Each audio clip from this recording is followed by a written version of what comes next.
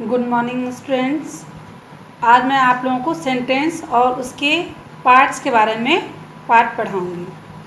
सर्वप्रथम बच्चों, आपको सबसे अधिक जानना आवश्यक है कि अंग्रेजी वर्णमाला में कितने स्वर और कितने व्यंजन होते हैं।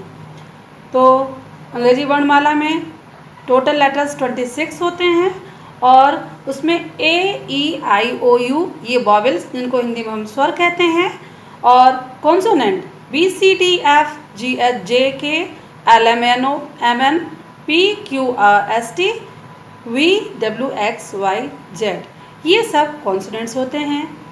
अब बच्चों, इन लेटर्स को जोड़कर ही हम लोग एक वर्ड बनाते हैं, लेकिन वो वर्ड तब तक सार्थक नहीं होता है जब तक कि उसका कोई अर्थ ना निकलता हो।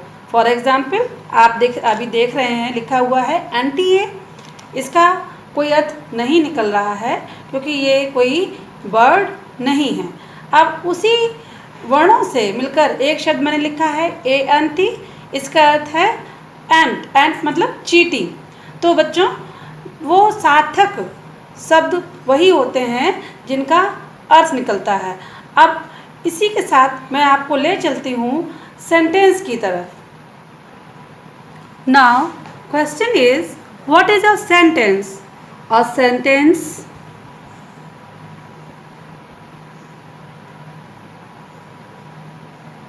is a group of words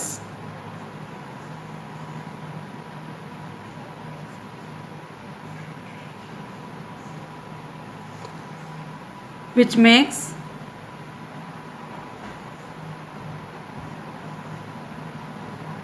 a complete sense।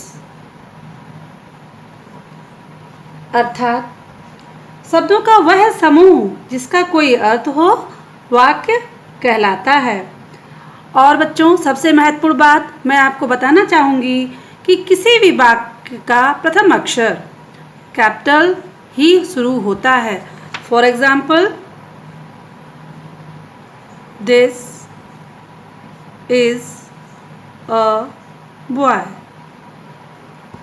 आप देख रहे हैं इस वाक्य का प्रथम अक्षर कैपिटल है, टी कैपिटल है, और वाक्य के अंत में हम लोग क्या लगाते हैं? फुल स्टॉप लगाते हैं। तो ये दोनों महत्वपूर्ण बातें आप हमेशा ध्यान रखेंगे। अब इसके साथ ही मैं अब आगे आपको पार्ट्स ऑफ अ सेंटेंस समझाने जा रही हूँ। A sentence has two parts. First one is subject and the second one is predicate।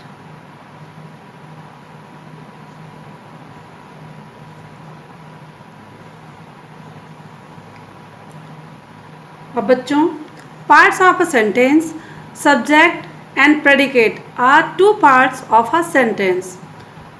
अब ये बहुत महत्वपूर्ण चीज़ ये है कि आप किस प्रकार पता लगाएंगे कि सब्जेक्ट एंड प्रेडिकेट क्या होता है।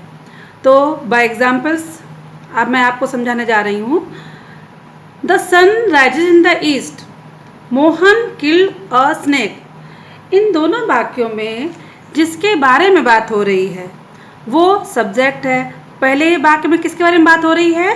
पहले वाक्य में बात हो रही है आपकी द सन के बारे में। किसके बारे में बात हो रही है बच्चों? द सन के बारे में। और दूसरे वाक्य में किसके बारे में बात हो रही है? मोहन के बारे में।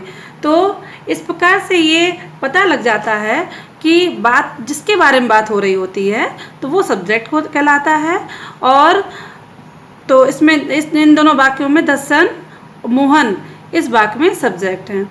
इसके बाद में जो भी बात की जा रही है, मतलब कर्ता के विषय में, अब कर्ता तो आपको पता चल गया, कर्ता के विषय में जो कुछ भी कहा जाता है वो प्रेडिकेट या विधेय कहलाता है। तो इन दोनों वाक्य में राइजेज इन द ईस्ट और किल्ड अ स्नेक, इन दोनों वाक्य विधेय हैं।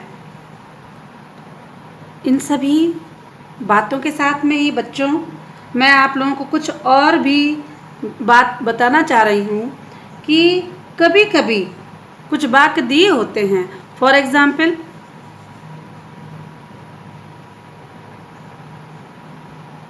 Thank you.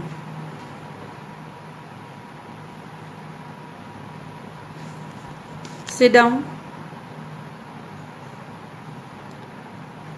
इन दोनों वाक्यों को पढ़ने से ये इनमें कहीं भी कोई भी कर्ता नज़र नहीं आ रहा है। तो बच्चों इन वाक्यों में सब्जेक्ट छिपा हुआ है जो हमको पता नहीं चल रहा है। तो फर्स्ट वाक्य में आप देखेंगे थैंक यू, थैंक यू कहते हैं तो कौन कह रहा है? मैं, आई। कौन कह रहा है? I. It means I thank you.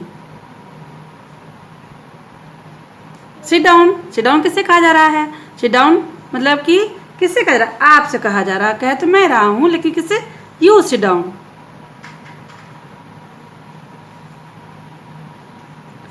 तो बस बच्चों आज मैंने आपको इतनी महत्वपूर्ण बातें बताई हैं। इसके साथ में मैं कुछ वर्क भी दे रही हूँ जिससे आपको फाइंड आउट करना है कि इन वाक्यों में सब्जेक्ट और प्रेडिकेट क्या हैं।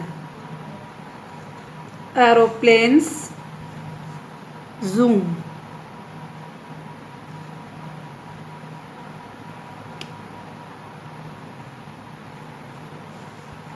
Barking dogs,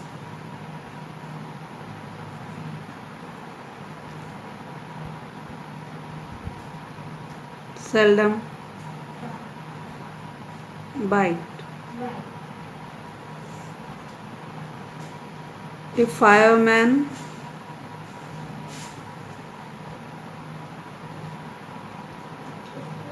was appointed.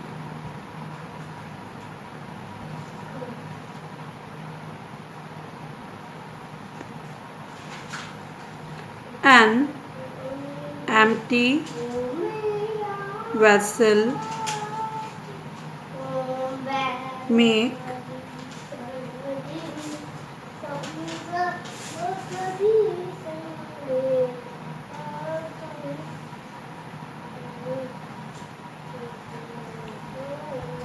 much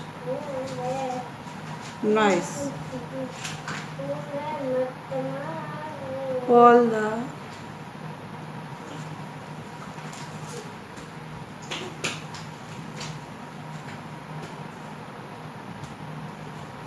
questions